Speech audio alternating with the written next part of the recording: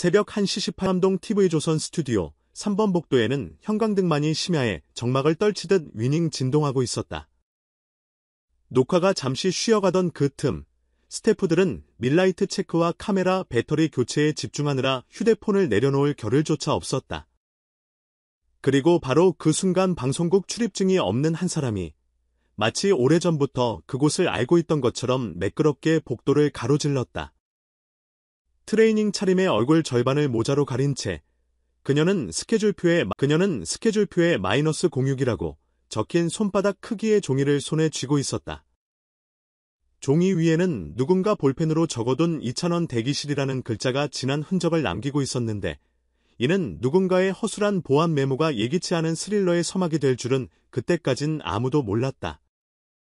그녀가 문고리를 돌렸을 때 문 너머에서 들린 것은 사람 목소리가 아니라 휴식 겸 자율 연습을 하고 있던 2,000원의 흥얼거림이었다. 단단단, 사랑한다 낮게 억눌린 그 리듬이 반쯤 흩날릴 즈음 낯선 그림자가 발끝을 문턱에 얹었다. 1,000원 오빠, 울퉁불퉁하게 떨리는 목소리였다. 2,000원은 이따금 팬들이 대기실 앞 복도를 기웃거리다 사인을 부탁하는 상황에 익숙했지만 이번엔 분위기가 달랐다. 보안 요원이 자리를 비운 틈이었고 바로 옆 대기실에도 동료 아티스트가 없었다. 그가 고개를 들었을 때 시야에는 까맣게 가려진 눈동자 2개가 어둠의 표면처럼 둥둥 떠 있었다. 불안감이 순식간에 목덜미를 타고 올라왔고 어디서 오셨어요? 라는 질문이 무려 3박자나 늦게 튀어나왔다. 다행히도 참사가 벌어지기 전 마이크 케이블을 정리하러 복도에 들어온 조명 스태프가 이질적인 공기를 감지했다. 급박하게 출입증 확인하셨나요? 라며 다가가자 침입자는 순간적으로 뒤를 돌아 달아나려 했다. 그러나 좁은 복도는 곧 원회의 입구로 막혀 있었고 그녀는 그대로 결로 물든 창가에 가로막힌 채 제지당했다. 스태프들의 무전이 동시에 터져나왔고 대기실 문은 곧장 잠겨졌다. 손목을 붙잡힌 침입자는 내가 얼마나 그를 사랑하는지 증명하고 싶었다는 말을 남긴 채 결국 현장 경호팀에 인계되었다. 그 짧은 소동이 끝났을 때 2,000원은 얼굴에서 핏기가 사라진 채 의자에 주저앉아 있었다. 그는 팬이라면 내 노래로 힘을 얻길 바라지만 이렇게 가까이 다가와 마음을 뒤흔드는 건 누구에게도 좋은 일이 아니다라고 떨리는 목소리로 말했다. 현장 메디컬 스태프가 긴급 투입돼 맥박 수치를 체크했고 약간 높아진 혈압과 과호흡 증세에 심신 안정을 권고했다. 방송은 40분 지연됐고 대기실에는 녹화 강행 여부를 고민하는 제작진의 긴 대화가 이어졌다. 하지만 2,000원은 지켜봐주는 분들을 위해서라도 무대를 멈출 수 없다며 다시 무대 의상을 갈아입었다.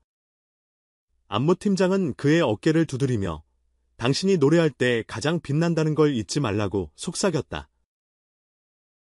카메라가 다시 돌아갔을 때 관객석은 아무것도 모른 채 함성을 쏟아냈고 2,000원은 그 함성 속에서 마치 울음을 삼키듯 고음을 끌어올렸다. 그러나 사건은 방송국의 철통보안을 자랑했던 TV조선 내부 시스템이 한순간 무너졌다는 사실을 세상에 증명해버렸다. 당일 밤 11시 50분 긴급 소집된 화상회의에는 최고 경영자, 프로그램 PD, 보안팀 수뇌부 및 법무실까지 총출동했다. 무엇보다 이례적이었던 점은 TV조선 사장이 직접 바티스트 2,000원 씨와 소속사, 그리고 팬덤 커뮤니티에 깊이 사과한다는 성명을 녹화 현장에 찾아와 고개 숙여 전했다는 사실이다. 방송국은 오로지 예술가의 안전을 담보해야 함에도 이번 사고로 두려움을 안겼습니다. 이는 명백한 시스템적 과실입니다. 사장의 무릎은 허리각도 90도로 꺾여 있었고 그 모습은 동료 스태프들조차 카메라로 기록할 만큼 충격적이었다. 동시에 TV조선은 즉각적인 피해 보상과 정신적 위로 차원의 금액을 2,000원에게 전달했다. 업계 관계자는 구체적인 액수는 비밀리에 붙여졌지만 수천만 원대라는데 이견이 없다고 귀띔했다. 이와 별개로 방송사 내부 지침 역시 대대적으로 손질됐다. 출입증 알파이드를 생체 인증으로 업그레이드하고 복도마다 AI 기반 열화상 카메라를 배치, 비인과 인원 접근 시 3초 내 경보가 울리는 시스템을 이번 주 안으로 도입하겠다는 것이다. 아직 시연 단계에 머물던 장치가 사고 하루 만에 즉시 도입으로 격상된 셈이다. 이찬원과 그의 소속사는 입장문에서 팬들의 애정은 존중하지만 사생행위는 명백히 범죄이며 절대 용납할 수 없다고 강조했다. 이들은 침입자를 상대로 업무방해, 주거침입, 스토킹 처벌법 위반 혐의로 고발장을 접수했고 TV조선 법무팀과도 공동 대응 체제를 구축했다. 현재 용산경찰서 여성, 청소년 범죄 전담팀이 사건을 맡아 조사 중이며 혐의가 확정될 경우 구속 수사도 배제하지 않겠다는 방침이 전해졌다. 일부 팬들은 처벌이 너무 가혹한 것 아니냐는 의견을 내기도 했지만 대다수는 선례를 남겨야 한다며 강경한 대응을 지지했다. 팬카페에는 안전 울타리 함께 만들기라는 온라인 캠페인이 열려 우리가 만든 성벽이 아티스트의 꿈을 지킨다는 슬로건 아래 서명이 진행 중이다. 이 사건이 업계에 미친 파장은 상상을 초월한다. 경쟁사인 KBS와 MBC는 즉각 스튜디오 경호 매뉴얼을 전면 재검토에 들어갔고 일부 OST 녹음실은 성별 구역 분류와 외부 방문객 전면 금지 지침을 발표했다. 음악 프로그램 MC로 활약 중인 한 인기 아이돌은 SNS 라이브에서 팬의 사랑이 무서움으로 바뀌는 순간 우리의 음악은 얼어붙는다는 속내를 토로해 10만 명 이상의 동시 시청자를 끌어모았다. 심리학자들은 공인이 될수록 팬과의 심리적 거리를 적절히 설계해야 하는데 SNS 실시간 소통 자체가 경계해제를 가속한다고 분석했다. 이른바 디지털 친밀감의 역습이다. 흥미로운 사실은 이찬원 본인이 사건 이후 더욱 단단한 메시지를 내비쳤다는 점이다. 녹화 다음 날 새벽 그는 자신의 공식 팬카페에 손편지 사진을 올렸다. 편지에는 저를 울린 건 두려움이 아니라 여러분이 지켜주려는 마음이라는 문장과 함께 음악으로 보답하겠다는 다짐이 빼곡히 적혀 있었다. 글 말미에는 우리가 다시 만날 무대는 안전이라는 튼튼한 스피커 위에서 올릴 것입니다라는 한 줄이 카메라 셔터 자국과 함께 인상 깊게 남아 있었다.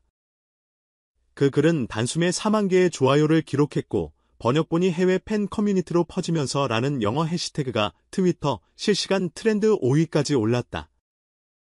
한편 사생팬 문화에 대한 국내외 다큐멘터리 제작 움직임도 빨라졌다. 스트리밍 플랫폼 왓챠피디아는 팬덤 경계를 묻다.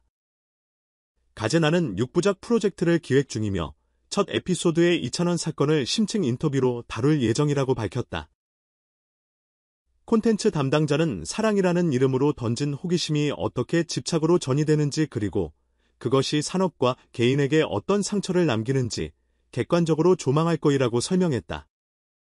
이 기획이 발표되자 연예계 보안산업 관련 주가가 소폭 상승하는 진풍경이 펼쳐졌고 스타트업 간담회에는 AI 팬 구분 솔루션 피칭이 쏟아졌다는 후문도 전해졌다. 물론 이 모든 소용돌이의 중심에 선 이찬원에게도 휴식은 필요했다. 사건 사흘 뒤 그는 스태프 2명만 대동한 채 경기도의 한 소규모 스튜디오를 찾아 피아노 세션 리허설을 진행했다. SNS 활동도 하루 동안 올스톱하고 트라우마 의학 전문의와의 상담을 진행했다. 주변 관계자는 그가 아직도 대기실 문소리에 깜짝깜짝 놀라지만 무대 복귀 의지는 단단하다라고 귀띔했다. 실제로 다음 달 예정된 사랑의 콜센터 라이브 투어에도 변동 없이 참가할 예정이며 주최 측은 객석 백스테이지 간 동선 분리를 2겹으로 강화하고 BP존 역시 얼굴 인식 게이트를 설치한다고 발표했다. 이 모든 과정을 지켜본 대중은 이제 팬과 아티스트 사이 적정거리에 대해 새로 질문하기 시작했다. SNS 댓글에는 내 애정이 과열되면 결국 그를 다치게 할 수 있구나.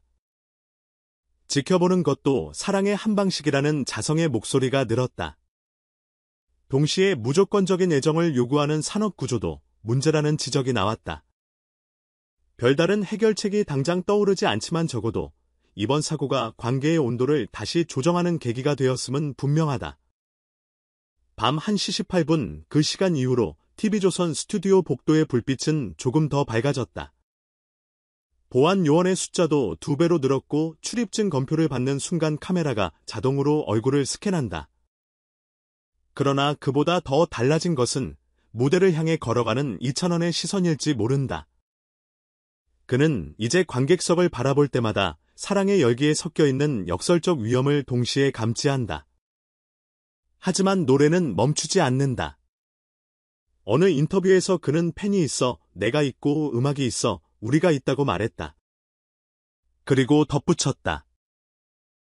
사랑이 두렵지 않은 이유는 우리 모두 그것을 더 좋은 곳으로 이끌 힘이 있다고 믿기 때문입니다. 어쩌면 이번 사건은 경고음이 아니라 그 믿음을 더 단단히 증명할 또 하나의 프렐류드였을지 모른다.